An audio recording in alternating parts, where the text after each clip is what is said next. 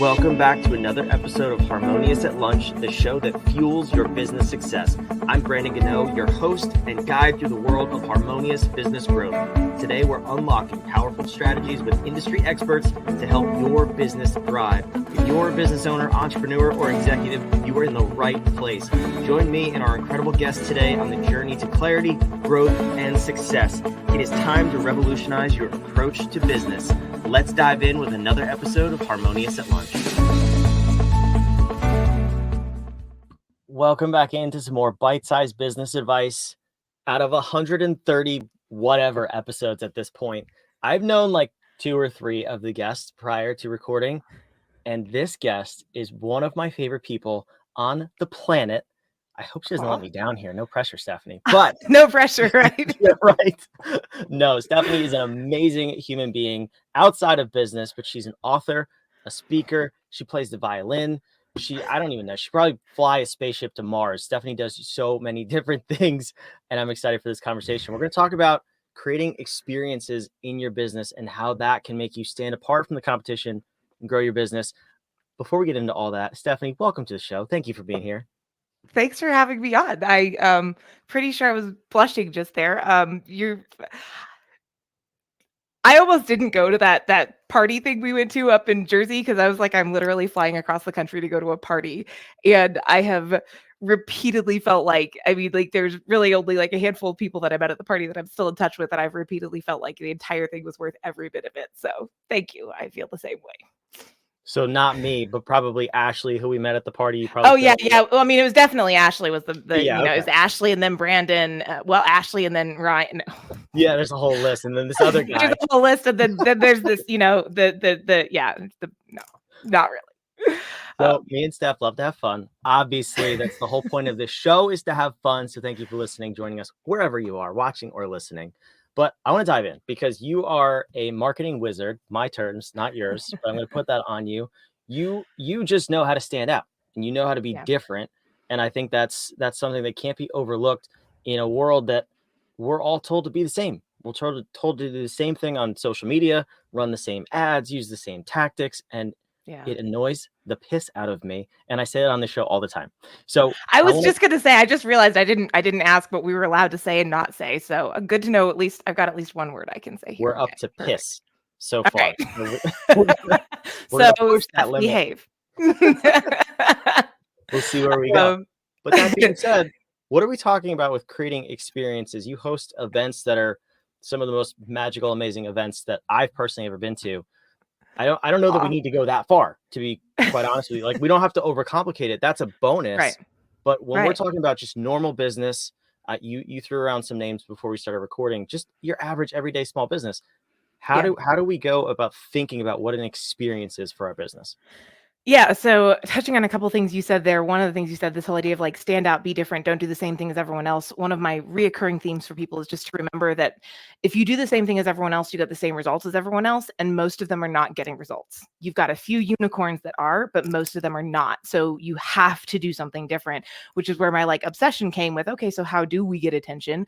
Which is how we ended up doing these events. And we're having a lot of these conversations now around how do you create like a next level experience, because that's what we've somehow managed. I mean, my pursuit of this was just, I wanted to create the best event I could. And now all of a sudden, we doubled in size during the pandemic. We had all this growth. And now people are like, wait, what are you doing? How did you do it?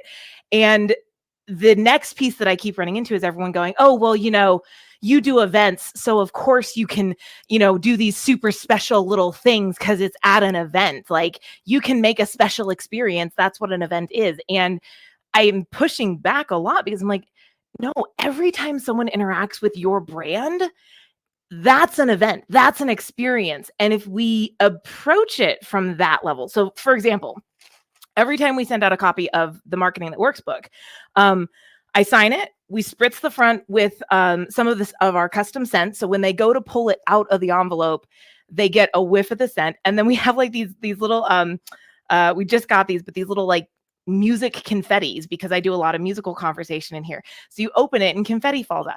Like, that's really, really simple and dumb. And it makes a whole experience. And now since we started doing that, I get people texting me going, oh my God, I got your book. It's so cool. Like, no one ever texted when they got the book before. Now every time someone gets a copy, they're texting and excited. It's not an event. It's just creating an experience of an interaction with the brand. You mean this book? Is that the one? That one. I That love it. one. Yeah, so this is what's always continues to amaze me about you in particular. And I know you, I know to expect this stuff, but you still don't expect it. Like everything you do is completely unexpected from the way the books come. Like you said, my whole desk is filled with like your stuff, which is kind of funny. I have the little cards. I can hold this stuff up. Little cards from your events, little quick reminders, marketing prompts. I have the scent from the event that I was at that we'll talk about at the end of this episode, because I know you're watering at the mouth here already listening to this. Every single thing, like you're talking about, like you actually practice what you preach. It's not just something cool for your customers. So what are some practical things we can break this down? Because I am not an author, and I'm also not going to use ChatGPT to write a book. You write nonfiction, you write fiction, you write books that are 15 miles long. Not everybody can do the normal person. Talk to me, Stephanie. I'm the lowest bar here. So what can I do? So we're talking about just, normal. So let's take an industry. I'm trying to think of like one, like just off the top of my head that's not related to anything I do, because if I try and use anything I do, then people will be like, well, you're just using your own ideas. And now I'm blanking on like any industry that's not what I do. Let's take one that people love to hate. Are you open for that? Yeah. Let's do it. Can we use the airline industry? Oh, all right. Yes. Let's talk about the airline. So let's talk about all of the touch points you have with the airline industry. When you're getting you've decided you need to go, right? You need to go somewhere. First and foremost, you have getting on their website to reserve the ticket. That is one where you can either create a really cool experience or create a mediocre experience or create a crappy experience. There's always 3 levels, right? You can create a subpar, you can create an expected level, or you can do something people aren't expecting. And those are the little things that make people feel special when they get it. All of a sudden, like they get it. And now they want to tell everyone about it because they get it suddenly. And so now they become your marketing because they're out there posting about you, talking about you. So you can create a subpar, you can create an expected, or you can create next level. So airline industry, right? You log onto the website, you run a search for the whatever I need to get from, San Antonio, Texas to Vancouver, BC. That's the flight I just had to purchase. So I get a whole list of like a bunch of different options for how to get there, right? And I have to now go through and I have to like read through 60 different options to try and figure out which one fits my personality, what I want, timelines, etc. What if there was a way where it could say, would you rather depart in the morning or the evening? Would you rather arrive in the morning or the evening? Would you rather only be shown first class, business class, comfort? Like where it could take you through a handful of questions. And so you could then narrow it down. So now I'm only getting shown the stuff that really is actually exactly what I want. It streamlines the whole experience for me. You could add in some fun stuff, but even just that level of customization. And there's kind of that on a lot of these websites where it's like, select if you want business class or this, but even if I select I want business class, it still shows me the other options. I still have to read through a ton. It doesn't ask me when I want to arrive, when I want to leave. Like just thinking about each experience and saying, okay, what's one little thing I could do to make this a little bit better for them? What's one friction point, pain point that I could do to make this just a little bit cooler? And you could do that with when they're booking the ticket. You could do that with when they're getting their itinerary. You could do it when they show up to the airport, their interaction with the front desk. As they're walking away from the front desk, you could find ways to make that special. You could find ways to try and make it special as they're going through security. When they walk up to the gate, when they're boarding. I mean, there's so many little moments. And that's really what it comes down to, is find a little moment and just go, what do I do? How do I make this moment a little bit better for them? And that's probably, as I say that out loud, like my mantra. It was developed on this show. Yeah, they're right there. I'm like, perfect. That's a great sum up of exact. But that is how I approach our events, because we've reached a point with our events where people are like, wow, you do so much stuff. And I'm like, yeah, But we've been doing events for almost a decade now.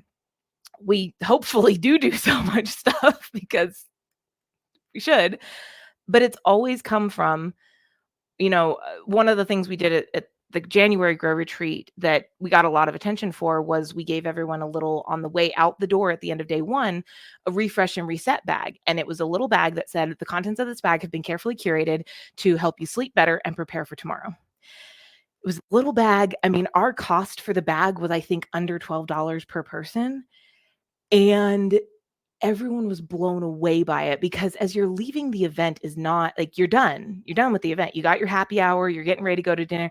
And then for there to be one more little surprise just blew people's minds. I don't even know how many posts we got on social media over something that small in one little moment as they're leaving. How do we make them leaving the event feel better? Yeah. And I think, the airline industry is obviously one thing. We can dissect that from, each part of the process all day long. The website piece I think is interesting, which ties back to your events, is that's a computer. You can make that perfect because you only have to interact with the computer, and that's all the person expects to do. But with your events and with the rest of the airline process, we're talking about the people and how they feel about carrying that experience forward. So when you're creating these little bags that continue on with people both while they leave the event, but they're still there, and then also when they're running their businesses for the next 3 to 6 months, that I think is the unique piece that I think that's what every brand really needs to focus on, is how do you continue to make your brand an integral part of your customer's life? If it's not something they use on a day-to-day basis, like how can you do those little things that add up? So what are some ways that you go about designing those things? And we've already listed some of them. We have a book that sits on my desk. We have the coffee that I drink every day like an addict. We have the smell that you give from your events that you pump into the room. So like all this planning that goes into it. How do you come up with these things? Because yes, they cost money, but I'm sure the return on them is exponential over the course of years of people coming back to your events. Yeah, I mean, when you think about the fact that we will, once we get an event, getting an event off the ground is always the hardest part. So when you have a brand new event, getting it going, getting sales generated is always the hardest part. But our event coming up in it's June now. Our event coming up in August, the end of August. I mean, we've had only 2 tickets left for that event. Pretty much since last year, we almost completely sold out of that event on site at the previous event. The only reason we have 2 tickets left is because we only have 2 tickets left. So I haven't really been worrying about selling the last 2 tickets, which I probably should actually get on. But like that, when you reach that level, like everything just becomes like self-fulfilling at that point. And now it's just maintenance, and it's so much easier. It's so much easier. I make so much more money because I don't have to stress about filling the room. I know I'm going to be in the black for all of our events.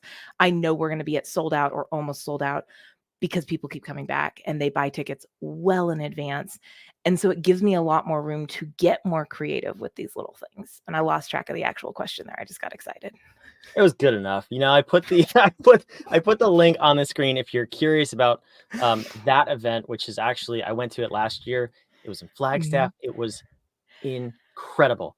I mean, 12 out of 10 is what I would rate this event. And I recommend anybody goes. Real quick, is that an invite only event?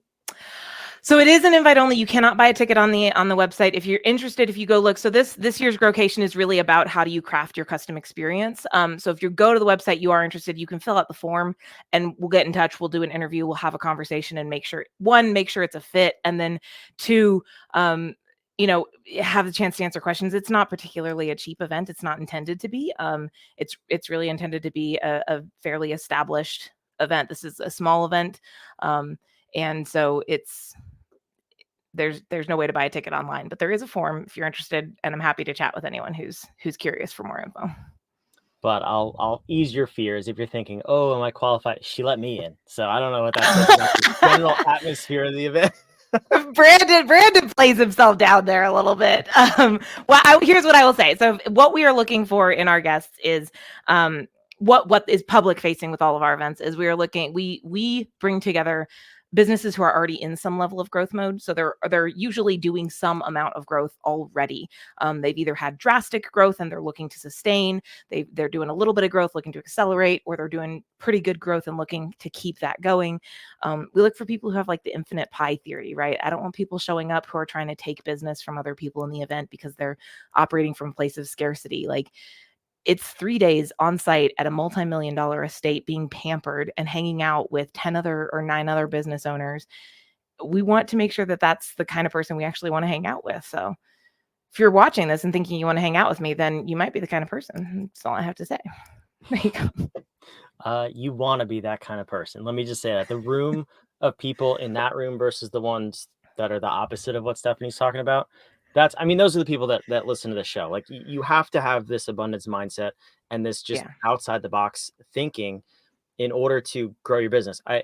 The saying is, what got you here won't get you there, right? That's the essence of what we're talking about here. Is you need to think differently about how you market, how you get different in your business, and disrupt the way people think about you.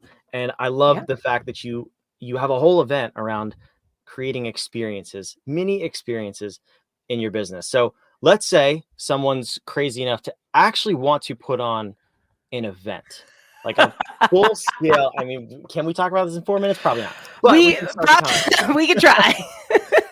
What are some of the most important things over the last 10 years of doing this that you've learned? Maybe a cautionary tale, but what are some things you need to consider about putting on an in-person event that's truly an experience that people remember? Okay, so I'm going to hit on some of the ones that were kind of the hardest ones. When I went into doing events, I had this idea in my head, like the build it and they will come thing is real. It's not. I don't care how good your event is. I'm not going to break that level of language, but I don't care. Your event is not cool enough to get people to show up. You are going to need to spend more time and energy marketing the event than you are building it. And what happens is everyone puts all this effort into trying to build out what they think is going to be the perfect event, and then no one buys tickets. And when I say no one buys tickets, like, because we do event marketing, I get a lot of people calling me going, so Stephanie, we sold 20% of our tickets and we're supposed to be at 200 and we're at less than 30, and like, help, like, it's next week, right? Like, I hear a lot of these. This is not an isolated incident. I probably had 6 of these conversations this year of people going, I put together this really cool event and no one is coming. So 1, stop trying to overcomplicate the event. That's, as far as agenda goes, stop trying to overcomplicate the event. Like, pare down your agenda. The event that we just did in May was 6 hours, 7 speakers, 1 single deliverable. Like, it was how to manage your ADHD better. Keep it simple.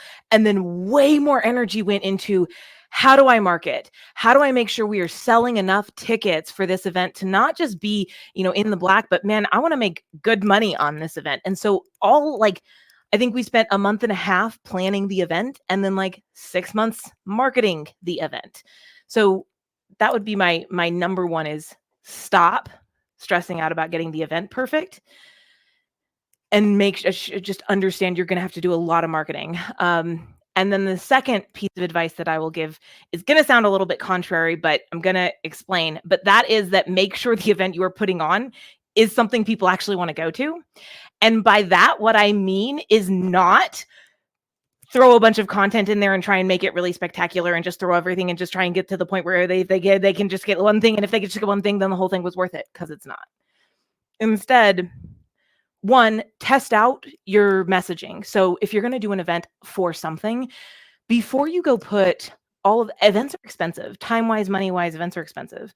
Before you go put all that into it, test it out, have conversations with people, and just be like throw out the title that you're thinking of using and just see if they respond. Don't ask. Don't be like, oh, I'm going to put on an event. We're going to call it this and it's going to give people X. Would you be interested?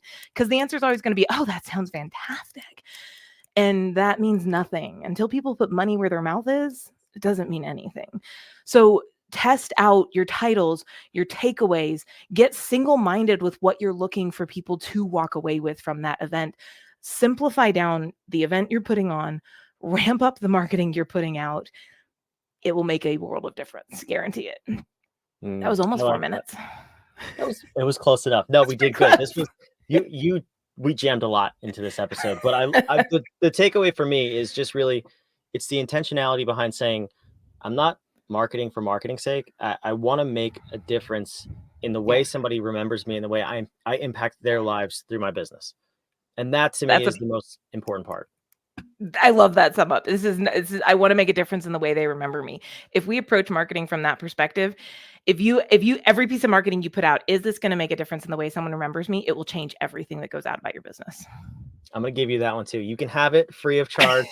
I So we need to got come your on your podcast tagline. more often, clearly, because I get all of these great gems out of it. So this must be what it's like to work with you. It's just great gems constantly. That's my takeaway today. We make people cry sometimes too, but we ask a lot of questions. That's the whole point. That's how we uncover what's really there. Stephanie, you're a rock star. You over delivered as usual, and you stayed under the piss barrier. So thank you for that. If you want more of Stephanie in your life, P.S. you need to go to one of these events at some point. It's on the screen. It's in the show notes. She also does a ton of work with ADHD entrepreneurs. If you want to check out that work too, that's also on her website. Go check that out. And fun fact, she is a luminary in our What If Inner Circle community. So if you want hands-on help, we have access to her and we can get you that help with your marketing. So come work with all of us. It's one big party over here. Stephanie, thank you so much for being here. Thanks for having me on, Brandon. This was fun. And you watching and listening, wherever you are, make sure you subscribe so you don't miss a minute of this daily nut show that is Harmonious at Lunch. We put this on because of you. We want to make a difference in you and your business and actually cut through the noise and the BS out there and help you get to that next level in your business. So subscribe. We'll see you on the next episode of Harmonious at Lunch.